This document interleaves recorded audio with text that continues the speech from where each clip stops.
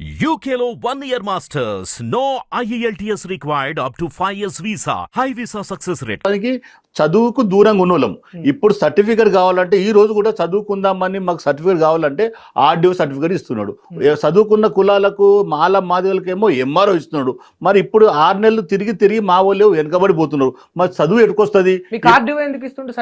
MRO అన్ని కులాలకు మాల మాది అన్ని కులాలకు ఎంఆర్ఓ ఇస్తాడు. మా కులాన్ని మాత్రము ఆర్డీఓ ఇస్తాడు. ఆర్డీఓ ఎందుకు ఇస్తున్నారు అంటే గవర్నమెంట్ జీవో ఉందంటారు. గవర్నమెంట్ జీవో చదువుకున్న వాళ్ళకు ఇంజనీర్లకు డాక్టర్లకు ఎమ్మెల్యేలకు ఎంపీలకేమో జీవో లేదు. కానీ మాకు రావడానికి జీవో ఆర్డీఓ వాళ్ళ జీవో ఇస్తుంటే మేము ఏడ చదువుకుంటాము? మా జాతిలో చాలా మంది సెన్సార్ చేస్తూ ఉంటారు. ఆ జాతులు చదువుకోవాలంటే మేము చాలా వెనుకబడ్డాము. మాకు సర్టిఫికేట్ రాలేదు కాబట్టి మేము ఇప్పుడు మాకు వరికన్నా కావాలని అడుగుతున్నాం. వాళ్ళు మాకన్నా ఎక్కువ ముందు చదువుకున్నారు. మాలలు ఉద్యోగాలు ఉన్నారు, విద్యలో ఉన్నారు, ఎమ్మెల్యేలు ఉన్నారు, ఎంపీలు ఉన్నారు, అన్ని రకాలు ఉన్నారు.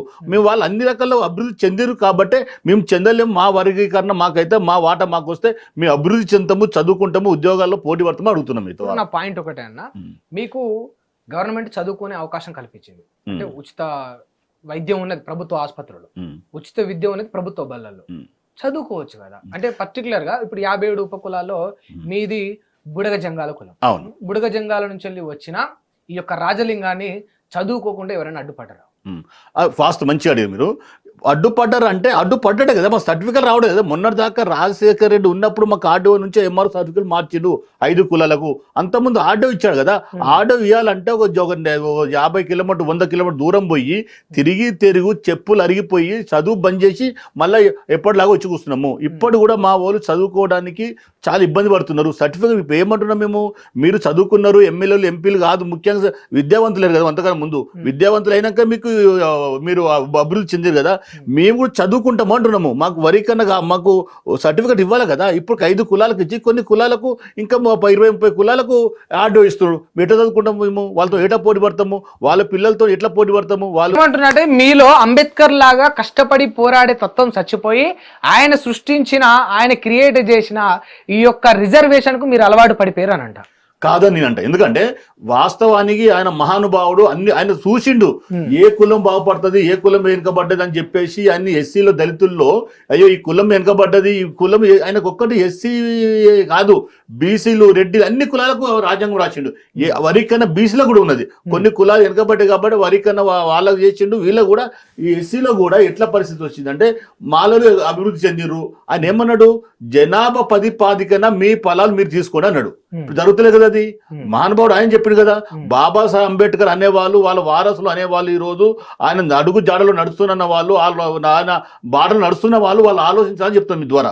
ఎందుకంటే ఆయన ఏమన్నాడు, మీ జనాభా ఎంతో ఆ జనాభా పక్కన తీసుకోండి, ఎక్కువ తీసుకోవద్దు. అంటే మీరు అంబేద్కర్ ఏది చేసినా రైటే అంటారు. రైటే చేసి అంబేద్కర్ చెప్పినని వాస్తవం. ఇదే అంబేద్కర్ ఏం చెప్పిండన్న రాజ్యాంగంలో, ఆయన రాజ్యాంగం రచించిన తర్వాత ఒక 10-15 ఏళ్ల తర్వాత ఈ రిజర్వేషన్లు ఎత్తేయండి అని చెప్పాడు. అంబేద్కర్ స్వయంగా ఆయన నోటి నుండి చెప్పిన మాట.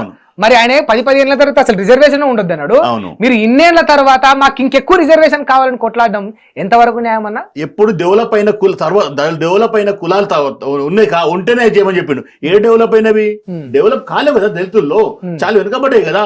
అప్పుడు డెవలప్ అయ్యి అక్షర విద్యలో కానీ, ఉద్యోగాల్లో కానీ, రాజకీయాల్లో కానీ ముందు మీరు బయట బాగా డెవలప్ అయితే తీసేయమని చెప్పిండు. ప్రభుత్వం తెలుసు కదా. ఇప్పుడు కాంగ్రెస్ ప్రభుత్వం చేసింది, సెంట్రల్ లో బీజేపీ చేస్తుంది. ఈ దళితులు ఇంకా అభివృద్ధి చెందలేదు కాబట్టి ఇప్పటికి కూడా వాళ్ళు పెట్టిరు. డెవలప్ కాలేదన్నా? అందరు బట్టలు వేసినావు, బంగారు కడం వేసినావు, చిక్కగున్నావు. ఇప్పుడు బట్టలు వేసిన ఇప్పుడు ఈ సమాజంలో ఎంతో కొంత తెల్ల బట్ట వేసుకోకపోతే దగ్గర రానిస్తలేరు.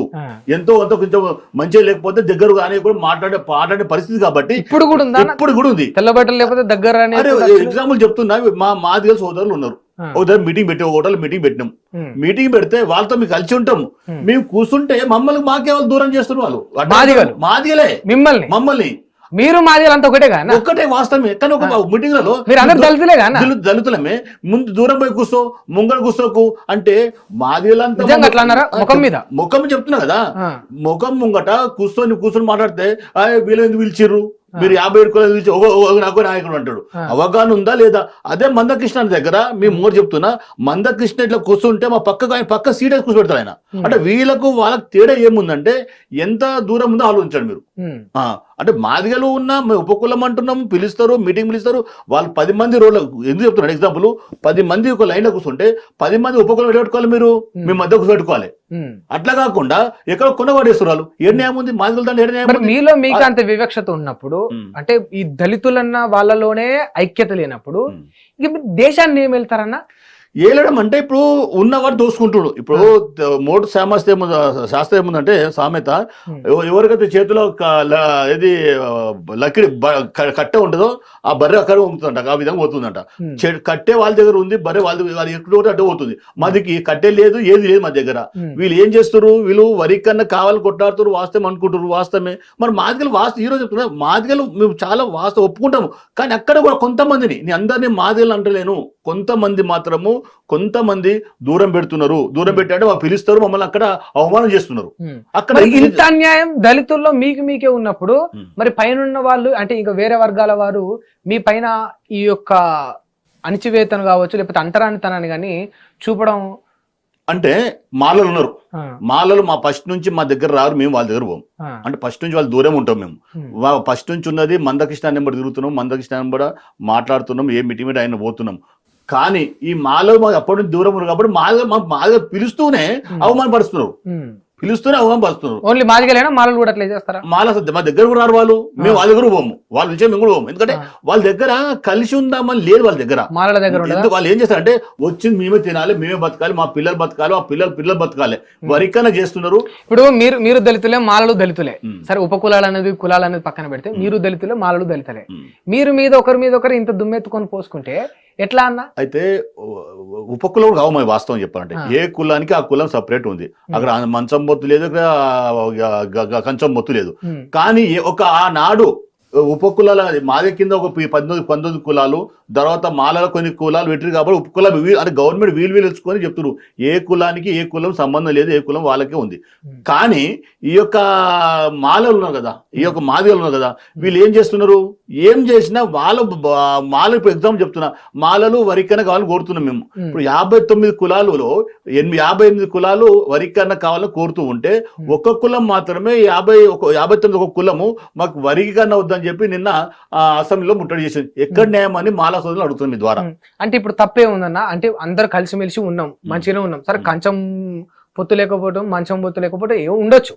అయినప్పటికీ కూడా మాల, మాదిగలు, బుడగజంగాలు, బైండ్లు, ఇంకా ఎవరి పేరు చెప్పినా, మోచి ఏ పేరు చెప్పినా కూడా ఏం యాదికి వస్తుందన్న, అరే వీళ్ళందరూ కూడా దళిత బిడ్డలరా, అణచివేయబడ్డ వాళ్ళు, వెనుకబడ్డ వాళ్ళు అన్నది గుర్తొస్తుంది. మళ్ళీ ఇందులో ఈడు ఈ పంగ, ఆడ ఆ పంగ, ఆడాది ఈడిది అని ఇదెంత వరకు? ఇప్పుడు ఈ రాష్ట్రంలో, ఈ దేశంలో ఎస్సీలు, దళితులు అంటే మాల మాదిగ 2 కులాలే గుర్తుకొస్తాయి. మిగతా 57 కులాలు గుర్తించేవారు లేరు. ఇప్పుడు మీకు తెలియదు వాస్తవం చెప్పాలంటే. మేము ఆఫీసులు పోతే కొన్ని ఆఫీసులు పోతుంటే ఈ కులం ఉందా అని అడుగుతారు. అరే బుడగజంగం సార్ మీ కులం, మా కులం అంటే బుడగజంగం ఉందా అంటారు. అరే ఇంకో కులం చెప్తే ఆ కులం ఉందా అంటారు. అంటే ఈ రాష్ట్రంలో మా కులాలను బయటికి రాకుండా కూడా ఈ దళితులే చేస్తున్నారు, దళిత నాయకులే చేస్తున్నారు. కులాలను బయటికి రాకుండా దళిత నాయకులే కదా. మరి ఇది చాలా పెద్ద స్టేట్మెంట్ అవుతుంది. అవును, ఎందుకంటున్నాం అంటే అన్ని ఎస్సీ అంటే ఎవరు, దళితులు అన్న. ఇప్పుడు మాల మాదిగలు అనేటోళ్ళే అణచివేతకు గురైన వాళ్ళు, వాళ్ళ బాధను చూసిన వాళ్ళు దట్టు ఇంకా వాళ్ళ కింద ఉన్న వాళ్ళని ఇంకా ఇట్లనే ఉంచాలి అని అనుకుంటారా అన్న? వాళ్ళని అనుకుంటారు కదా, అనుకుంటారు కాబట్టి మాకు ఎవరికైనా ఎత్తలే కదా, అనుకుంటారు కాబట్టి మేము బాగా బతకాలి, బాగా తినాలి, మా పిల్లలు చదువుకోవాలి, మా పిల్లలు ఉద్యోగాలు రావాలంటే మేము అంచబడుతున్నారు, మమ్మల్ని అంచవేస్తారు కదా, తొక్కుతున్నారు కదా. అందుకే కదా ఇప్పుడు వాళ్ళు కరెక్ట్ ఉంటే ఇప్పుడు మాలలు అంటున్నారు. మాలలు అన్ని రకాల అభివృద్ధి చెందిరాలు, అభివృద్ధి చెందినాక అరే మాకన్నా చిన్నోళ్ళు తక్కువ ఉన్నారు, జనాభా తక్కువ ఉన్నప్పుడు ఇంకేముందా, వీళ్ళకి న్యాయం జరగాలి, దళితులే కదా, వాళ్ళు దళితమే మేము దళితమే. ఇది ఎట్లుంది అంటే దళితుల్లో కూడా రెడ్డిలాగా ఉన్నది. దళితుల్లో రెడ్డిలు, దళిత దొర, దళిత రెడ్డి. ఎవరా దళితుల్లో రెడ్డిలు? ఎవరన్నా రెడ్డి చాలా మంది ఉన్నారు. ఒక పేరు చెప్పరా? దళిత రెడ్డి అంటే మా వివేకానంద లేడా? దళిత దొర కూడా ఆయన, దళిత దొర, దళిత రెడ్డి. మరి మరి ఆయన పిల్లలు ఏం చదువుకుంటారు, వాళ్ళు ఏం చదువుకున్నారు, వాళ్ళు ఎక్కడ దాకా ఉన్నారు, వాళ్ళు ఎక్కడ ఉన్నారు, మేము ఎక్కడ ఉన్నాము. వాస్తవాన్ని పెద్ద చాలా మంచోడు, చదువుకున్నాడు, జ్ఞానుడు, మంచోడు. ఎప్పుడన్నా ఉపకులాలు ఎప్పుడు పట్టించుకున్నాడా? వివేకానంద గారు ఎప్పుడు వినిపించుకొని మాట్లాడి వాస్తవాన్ని అన్నాడు కదా. ఎప్పుడన్నాడు? మన పెద్ద మీటింగ్ పెట్టిండు. ఎందుకు పెట్టిన అడుగుతున్నాం మేము. మీటింగ్ పెట్టినాం కదా, నువ్వు కొంచెం బాగా అన్ని రకాలు ఉన్నోళ్ళు కదా, అరే మీకన్నా కింద కులాలు ఉన్నాయి కదా, 57 కులాలు, మరి ఎందుకు అన్యాయమైన, ఎందుకు అడుగుతున్నావు అని అడుగుతున్నాను. అడగకుండా మీటింగ్ పెట్టేసి వరికన్నా వద్దని పడుతుంది, వాళ్ళనేమో రెచ్చగొడబడుతుంది, ఇంకో ఇప్పుడు నిన్ననేమో వీళ్ళు మాలలు మేము అసెంబ్లీ ముట్టడి చేస్తామన్నమాట. వరికన చేయడం బాధ ఎందుకని అడుగుతున్న వాళ్ళు నేను. వరికన కావద్దా అంటే మీరే బతకాలి, మీరే తినాలి, మీరే ఉద్యోగాలు పొందాలి, మీరే చదువుకోవాలి, మీరే ఎమ్మెల్యే కావాలి, మీరే ఎంపీలు కావాలి, మిగతా 57 కులాలు అట్లా అనగబడతారా మీరు? అంటే సమన్యాయమే జరుగుతా ఉన్నది. ఎవరికి వాళ్ళు చదువుకొని ముందుకు పోతే సరిపోయేదానికి మళ్ళీ వర్గీకరణ అని చెప్పేసి ఏబిసిడిగా దీన్ని విడదీయడం ఎందుకు అనేది వాళ్ళ వాదన. చదువుకోవడం అంటే చదువుకొని మేము ఉన్నాం కదా, చదువుకుందాం మనకు సర్టిఫికేట్ లేవు. మీరు ఎప్పుడైనా వచ్చి మీరు ఎందుకు సర్టిఫికేట్ సీఎం తో చెప్పారా? మీరు ఎప్పుడైనా వచ్చి మీరు పెద్దగా పాత్ర వహించి అవును మీరు చాలా వెనకబడ్డ కులాలు, ఒక బుడగ జంగం చాలా కులాలు ఉన్నాయి, ఇలాంటి 57 కులాలు ఉన్నాయి కదా, మీరు వెనకబడ్డారు మనం తీసుకొచ్చి సీఎం తీసుకొచ్చి మాట్లాడిపించారా మీరు ఎప్పుడైనా? లేకుంటే సమానం అంటారు ఏబిసిడి వరకైనా వద్దంటున్నారు మీరు. ఓకే వద్దన్నప్పుడు మీ వాటా మీరు తీసుకోవాలి, మీరు ఎంత వెనకబడ్డారు అని అడిగిరా మీరు ఎప్పుడైనా? ఎప్పుడు దగ్గరకు రాలేదు, ఎప్పుడు మాట్లాడలేదు, ఇప్పుడు వరకైనా వద్దంటారు అంటే ఏడవుతుంది వాళ్ళు ఎట్లా వాళ్ళు న్యాయం అవుతుంది? వాళ్ళు గుండె మీద చేసుకొని చెప్పమను అన్ని. ఇంకోటి మాలల కూడా అందరిని అంటలేను, రాజకీయంగా రంగు పూసుకున్న వాళ్ళు మాత్రమే ఈ వరికన కావాలని వరికన కావద్దని ఆపుతున్నారు. రాజకీయాలతో సంబంధం లేని వాళ్ళు కూడా చెప్తా ఉన్నారు మనం న్యాయంగా పోరాడుతున్నాము, ఇది అన్యాయమే ఈ యొక్క వర్గీకరణ అని చెప్పి మొన్నటికి మొన్న రెంజర్ల రాజేష్ కూడా బాగానే ఫైర్ అయ్యాడు. రెంజల రాజేష్ చాలా మంచోడు, గొప్ప జ్ఞాని, ఒప్పుకుంటా, లేదు జ్ఞానే. కానీ ఈ మధ్యలో ఆయన కూడా వరికన్న గురించి మాట్లాడుతూ విచిత్రం అనిపిస్తుంది. ఆయన మాట్లాడదు నాకైతే చాలా సేమ్ అనిపించింది. ఎందుకంటే అలా మేధస్సు మంచి అన్ని కులాల పైన కానీ మాటల్లో అన్ని రకాలుగా చెప్తాడు, అవగాహన బాగుంది. కానీ ఆయన కూడా ఈ రోజు వచ్చి అమ్మ ఇది వరికన్న అవసరం లేదు, మేమే వెనుకబడ్డామంటే నువ్వు ఎల్ల వెనుకబడ్డావు అడుగుతున్నావు రెంజల రాజేష్ని. చదువులు వెనుకబడ్డరా మీరు? ఉద్యోగాలు వెనుకబడ్డరా? మీ దాని ఐఏఎస్ ఆఫీసర్ లేరా? ఇది ఎంపీపీ లేరా? ఎమ్మెల్యే లేరా? మినిస్టర్ లేరా? మళ్ళీ ఇంత ఉన్నాక ఏం లేరు? ఉపకులాలు ఉన్నారు ఎవరన్నా? ఉపకులు ఉన్నారు కదా. నువ్వు ఎట్లా అంటావని రెంజల రాజేష్ అడుగుతున్నాను. ఒక పెద్ద మనసు చేసుకొని అన్ని అవగాహన ఉన్నాను. వేరే వాళ్ళు అంటారు తెలిసో తెలియకో అవగాహన లేని వాళ్ళు అడుగుతారు అంటున్నా. కానీ నువ్వు అన్ని తెలిసిన కూడా ఎట్లా అడుగుతావు? నువ్వు వరికన వద్దని కరెక్ట్ కాదు కదా. నువ్వు ఏమో నాకు అర్థమవుతుంది. మరి ఇంత మంచి నువ్వు కూడా కొంచెము నీకు ఏమైనా మాకు అర్థమవుతుంది. రెంజల్ రాజేష్ గారు చాలా అది చేస్తున్నారు మీరు. కొత్తగా ఇప్పుడు పాట కూడా రాసి మరి పోరాటం చేస్తా ఉన్నట్టు ఎట్టి పరిస్థితుల్లో వర్గీకరణ ఆపుతామని. ఒక్కటే మాట, ఎవరిచ్చినా ఆగేది కాదు. ఇప్పుడు సుప్రీంకోర్టులో 7 మంది జడ్జిలతోటి చేయమని చెప్పి రాష్ట్రానికి అప్పచెప్పిన తర్వాత ఇక వీళ్ళు ఏంది ఇప్పుడు వీళ్ళ ఆశ ఏంటంటే ఇంకా కాలేదు, ఇంకా కాదు సుప్రీంకోర్టులు వేస్తాము, ఇంకా కోర్టులు వేస్తాము అంటే ఆల్రెడీ అక్కడ కేంద్ర ప్రభుత్వము రాష్ట్రానికి అప్పచెప్పింది. అప్పచెప్పంగానే ఇక్కడ రేవంత్ రెడ్డి గారు లేచి మేము రైకం చేస్తామని చెప్తున్నాడు. ఇంకా ఏడాగుతుంది వీళ్ళు అంటే వీళ్ళు లొల్లి ఏంటంటే ఇప్పుడు ఏ విధంగా లొల్లి పెట్టి చేయాలనుకుంటారు. నీ వాస్తవం మీ ద్వారా చెప్తున్నా ఎవరు మాలా సోదరులకు, రాష్ట్రములో అన్ని కులాలు, రెడ్డిలు, బాపనోలు, బీసీలు, మాల, మంగళ ఇవన్నీ కులాలు కూడా వరికన్నా న్యాయమైన కోరిక అంటారు వాళ్ళు. ఎందుకంటే 59 కులాలు ఏ రకంగా ఉన్నాయి, 57 ఒక కులం ఎట్లా ఉంది, ఇంకో అట్లా చూస్తే 57లో 2 కులాలు బాగుపడాయి. మళ్ళీ మాల మాదిగా బాగుపడాయి. వాళ్ళు ఎక్కువ వీళ్ళు తక్కువ ఉండొచ్చు. ఎంతకన్నా ఎవరు బెటర్ ఉన్నారు? ఇంకా మాల బాగా బెటర్ ఉన్నారు, వాళ్ళ తర్వాత మాదిగలు ఉన్నారు కదా. ఈ 2 కులాల కంటే ఇంకా దూరము ఊరి బయట ఉన్నాం కదా, మాకు గుడిసెలు వేసుకొని మా గురించి ఎందుకు అడగరా అడుగుతాను ఇద్దరు. నేను అడగాలి కదా. అంటే మీరు కొట్లాడి ఈ యొక్క వరికని ఎట్టయిపోయింది అంటే మాల మాది 2 కులాలు అనుకుంటారు. ఈ 2 కులాల కొట్లాట కాదు, ఇది 59 కులాల కొట్లాట. ఇది 59 కులాల కొట్లాట. కానీ వాస్తవానికి ఈ వర్గీకరణ వెనుకాల మందకృష్ణ మాదిగ చేసిన ఒక దోపిడీ ఉందనేది ఆరోపణ. ఏమని? బీజేపీ దగ్గరికి పోయి మోకరెళ్ళి దళితుల ఓట్లు బ్యాంకును అంతా బీజేపీకి ఏపించి డబ్బులు తీసుకున్నాడు. అది తప్పనంట.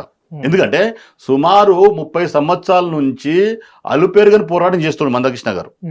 దేని గురించి చేస్తుండు?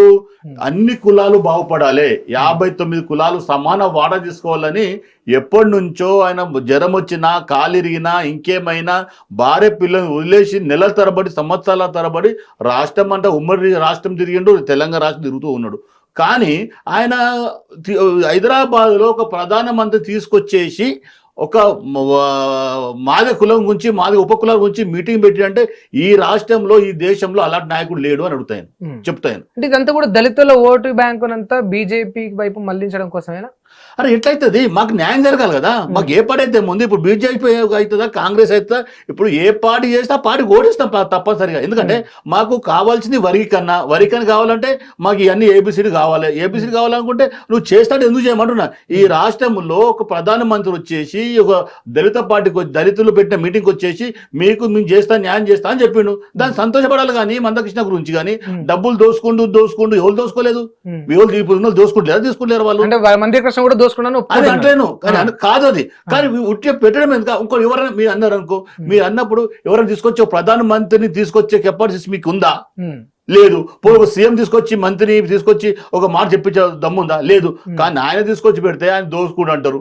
అరే దగ్గర దోసుకుంటూ, అరే మంచి చేసినా దోసుకుంటూ అంటాడు, చెడు చేసినా దోసుకుంటూ అంటాడు. దోసుకోకుండా ఎవరు చెప్పండి అని చెప్తాను నేను. ఒక్క వర్గీకరణను ఆఫర్ చేసి దళితులకు మొత్తం రాజ్యాంగాన్ని అంతా మార్చేసే కుట్రలో మరి బీజేపీ ఉన్నది. మీరు ఆ మాయలో పడుతున్నదేమో అనిపిస్తుంది. అదేమి కాదు. అదేది ఈ యొక్క ఏది మన ఏమన్నారు వర్గీకరణ ఒక్క పేరుతోటి మొత్తం రాజ్యాంగాన్ని మార్చేసే కుట్రలో బీజేపీ ఉన్నది. ఆ వలలో మీరు పడుతున్నారు. ఎట్టి పరిస్థితుల్లో మోడీ ప్రధానమంత్రిగా చెయ్యరు. అలాంటి వాళ్ళు ఇంకా 10 మంది వచ్చినా ఈ యొక్క దళితుల్ని దూరం చేసి ముక్కలు చేసే పరిస్థితి ఉండదు. దళితులు పిచ్చోళ్ళు కాదు. దళితులు కాదు కానీ పిచ్చోళ్ళని చేస్తారు పైన నాయకులు. లేదు. ఎందుకు ఇప్పుడు వాస్తవం చెప్పాలంటే మాల నాయకులు, మాదిగ నాయకులు, ఉపకుల నాయకులు ఏకం కావాలి. ఈ వరీకరణ అయిన తర్వాత ఎట్లయితే మీ మీద మీకే ఇంత కుట్ర ఉంటది. మీరే చెప్పిండ్రు ఓ మీటింగ్ పోతే మా తోటి మాదిగ ఆయననే నన్ను అందులో ఉపకులం అని నన్నే చిన్న చూపు